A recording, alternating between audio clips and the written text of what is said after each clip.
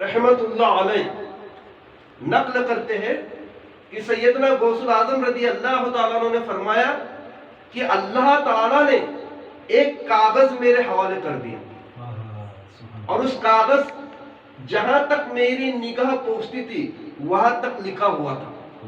میں نے غور سے دیکھا تو اس کاغذ کے اوپر قیامت تک میرے سلسلے میں جتنے بھی مریدین داخل ہوں گے اس سب کے نام لکھے ہوئے تھے۔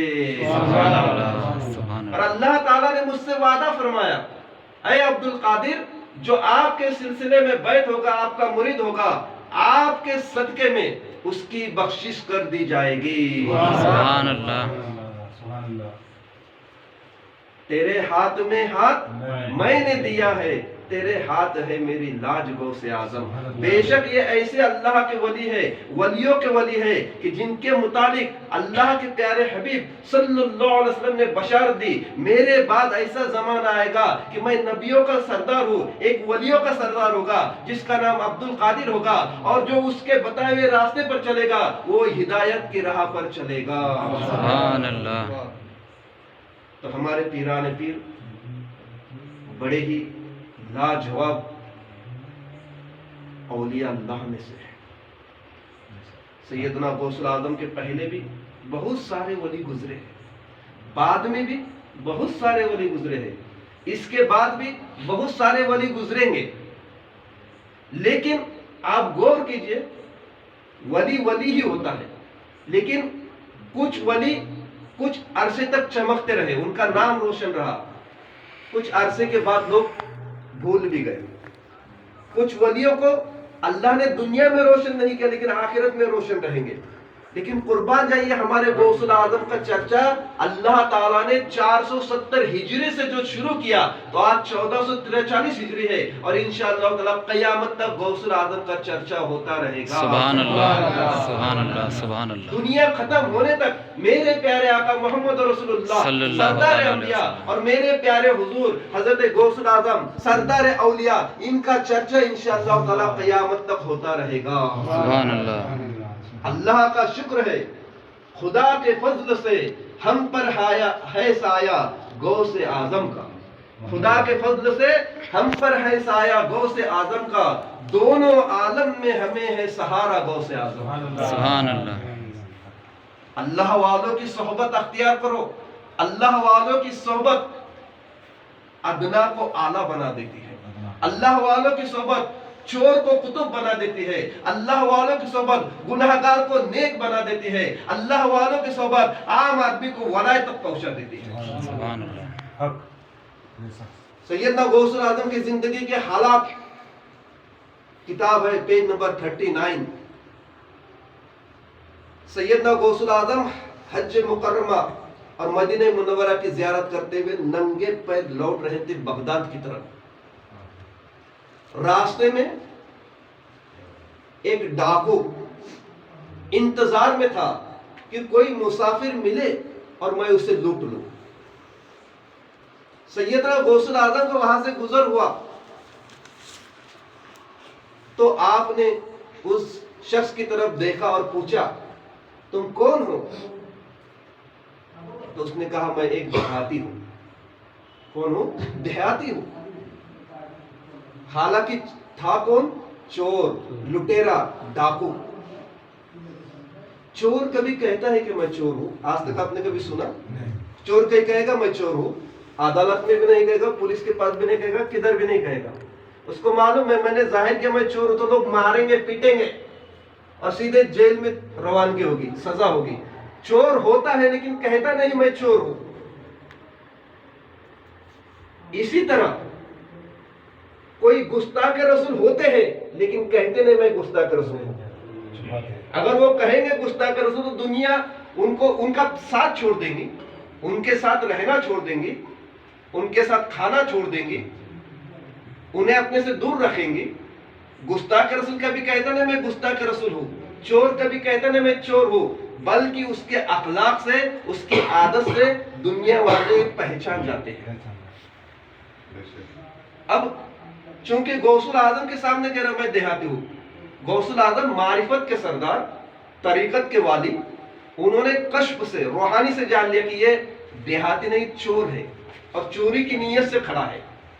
आपने निगाह उठाई और आपके चेहरे पर एक ऐसा जलाल का असर आ गया कि वो चोर डाकू जो था अपने आप को देहाती बता रहा था। जब सैयदना गौसुल आजम के चेहरे का जलाल देखा तो कपकपी आ गई, थर्राने लग गया, कांपने लग गया और उसी हालत में सैयदना गौसुल आजम के कदमों पर गिर पड़ता है, ऐ मेरे सरदार अब्दुल कादिर, मैं देहाती नहीं बल्कि मैं चोर हूं और चोरी की नीयत से मैं खड़ा था, मुझे माफ कर दीजिए, मैंने आपसे झूठ कहा। और जब मैंने आपके चेहरे का जलाल देखा तो मैं समझ गया कि ये कोई आम आदमी नहीं, ये अल्लाह का वली है, मुझे माफ कर दीजिए और मेरे लिए दुआ कीजिए। सैयदना गौसुल आजम ने जैसे ही दुआ के लिए हाथ उठाए, गैब से निदा आती है, गैब से निदा आती है। अल्लाह ताला कहता है, ऐ अब्दुल कादिर, इसे सीधा रास्ता दिखा दो, सुभान अल्लाह, इसे सीधा रास्ता दिखा दो सुभान अल्लाह, और इसके लिए दुआ कर दो कि आपकी दुआ में मैं इसे कुतुब के मुकाम पर पहुंचाऊंगा। माशाअल्लाह, सुभान अल्लाह, सुभान अल्लाह। दो बातें बड़ी प्यारी है इसमें, इसे सीधा रास्ता दिखा दो, इसे सीधा रास्ता दिखा दो। किसने कहा? अल्लाह ने। तो मालूम हुआ बंदों का काम है सीधा रास्ता दिखाना और अल्लाह का काम है सीधा रास्ता चलाना। बेशक। एक कुरान पाक के तर्जुमे पर आप गौर कीजिए, इहदिनस सिरातल मुस्तकीम, ऐ अल्लाह चला हमें सीधा रास्ता, ये तर्जुमा सही है। बहुत से कुरान शरीफ में ऐ अल्लाह दिखा हमें सीधा रास्ता।